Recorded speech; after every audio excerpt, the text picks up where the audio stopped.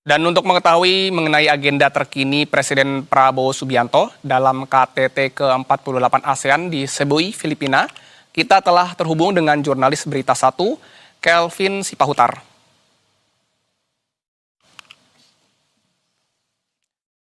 Ya, Kelvin, apa saja agenda Presiden Prabowo pada KTT ASEAN ke-48 di Filipina hari ini? Ya, baik, selamat sore Jiwa dan juga pemirsa. Rangkaian KTT ASEAN ke-48 di Cebu, Filipina sudah dilangsungkan mulai hari ini dan akan rampung agenda KTT yang dihadiri oleh para kepala negara di kawasan Asia Tenggara pada esok hari. Pada hari ini, agenda KTT ASEAN yang turut dihadiri oleh Presiden Prabowo Subianto juga sudah berlangsung dengan agenda utama yakni adalah terkait dengan KTT Indonesia, Malaysia, Filipina, East Asian Growth Area atau BIMP EAGA yang digelar secara tertutup. Jiwa dan juga pemirsa, mengangkat tema Navigating Our Future, KTT Filipina menjadi wadah strategis bagi para kepala negara di kawasan Asia Tenggara untuk membahas sejumlah isu-isu terkini terkait dengan regional maupun juga global. Nah, secara khusus di KTT yang melibatkan keempat negara tadi antara Indonesia, Filipina, Malaysia, serta juga Brunei Darussalam, ini ada sejumlah hal khusus memang yang dibahas oleh keempat kepala negara tersebut. Jiwa dan juga pemirsa, dan dalam sambutannya tadi Presiden Filipina Ferdinand Marcos mengatakan bahwa KTT yang melibatkan keempat negara ini fokus terhadap penguatan perekonomian di antara negara-negara tersebut atau subkawasan Timur Asia Tenggara ini, Jiwa dan juga pemirsa. Dan dalam sambutannya tadi juga Ferdinand Marcos mengatakan bahwa kerjasama yang dilakukan ataupun akan diperkuat ini yang termasuk dalam visi panjang pada tahun 2035 mendatang diharapkan dapat menjadi momentum strategis untuk memperkuat konektivitas lintas negara dan juga memperluas lapangan kerja di subkawasan secara inklusif, Jiwa dan juga pemirsa. Dan agenda tersebut saat ini memang formasinya masih tengah berlangsung, Jiwa, dan digelar secara tertutup. Tentu bagaimana detail-detail dari pembahasan tersebut ini akan kita nantikan dari menteri-menteri terkait ataupun juga Presiden Prabowo Subianto apabila nanti akan ada statement resmi pasca pertemuan tersebut, Jiwa. Selain pertemuan yang melibatkan keempat negara tersebut, Jiwa, pada hari ini juga KTT ASEAN turut menyelenggarakan pertemuan tingkat menteri yang melibatkan menteri-menteri seperti Menteri Luar Negeri, Menteri Ekonomi maupun juga Menteri Hukum begitu ya, dalam rangkaian KTT ASEAN pada hari ini. Salah satu memang pembahasan yang kami dapatkan informasi ini adalah terkait dengan upaya memperkuat stabilitas kawasan di Asia Tenggara dan tentunya tadi terkait dengan penguatan kerjasama ekonomi, Jiwa dan juga pemirsa. Dan pada esok hari KTT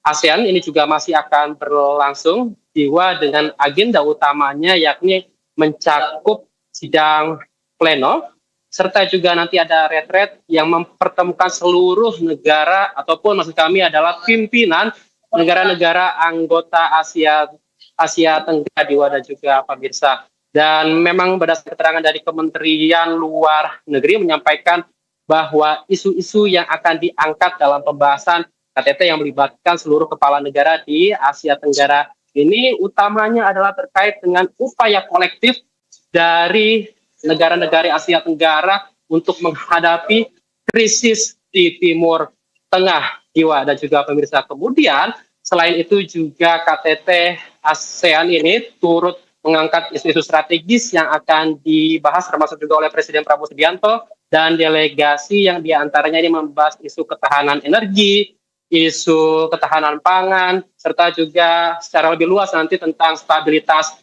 kawasan, Jiwa dan juga pemirsa. Soal ketahanan energi ini memang juga sudah disinggung oleh Menteri SDM Bahlil Lahadalia yang menyatakan salah satunya dari pihak Indonesia akan memperkuat kerjasama dengan Filipina termasuk diantaranya ini terkait dengan penguatan kerjasama di bidang nikel, yang mana kita tahu nikel ini merupakan komoditas unggulan Indonesia dan merupakan bahan baku dalam pembuatan baterai kendaraan listrik.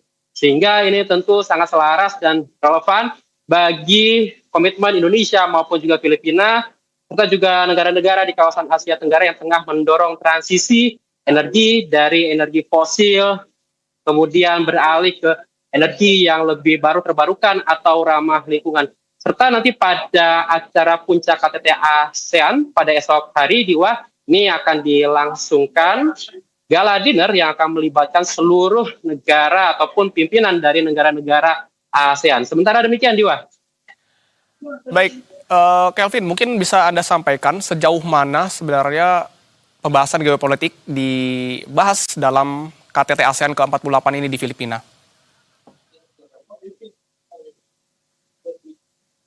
Ya, baik, Diwa. Tentunya ini adalah hal yang memang sudah disinggung oleh Presiden Filipina menjelang KTT ASEAN ke-48 bahwa terutama salah satu yang akan dibahas adalah bagaimana terkait dengan upaya kolektif dari para negara ataupun pimpinan negara-negara Asia Tenggara dalam menghadapi gejolak di Timur Tengah yang utamanya ini memicu krisis di sektor energi. Beberapa forum memang sudah dilakukan, tetapi memang mayoritas forum ini dilakukan secara tertutup, sehingga memang dari pihak media saat ini juga masih menunggu keterangan lebih lanjut dari menteri-menteri teknis yang nanti dapat kita telisik lebih detail bagaimana upaya-upaya konkret dari para pimpinan negara-negara Asia Tenggara untuk menghadapi gejolak di Timur Tengah, utamanya ini adalah terkait krisis energi. Tapi seperti yang tadi saya sampaikan, Diwa,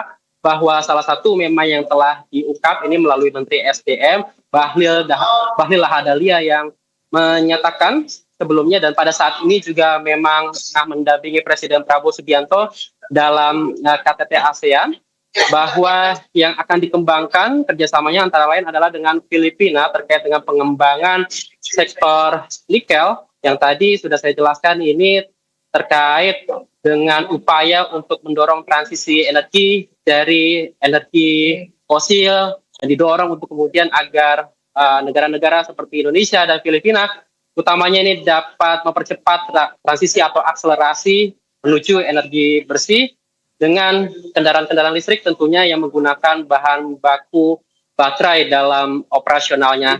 Detailnya tentu kita akan nanti saksikan, menunggu statement resmi bersama dari Menteri-Menteri Teknis atau Presiden Prabowo Subianto pada saat kesempatan konferensi bersama pihak awak media. Diwa. Terima kasih jurnalis Berita 1, Kelvin Sipahutar.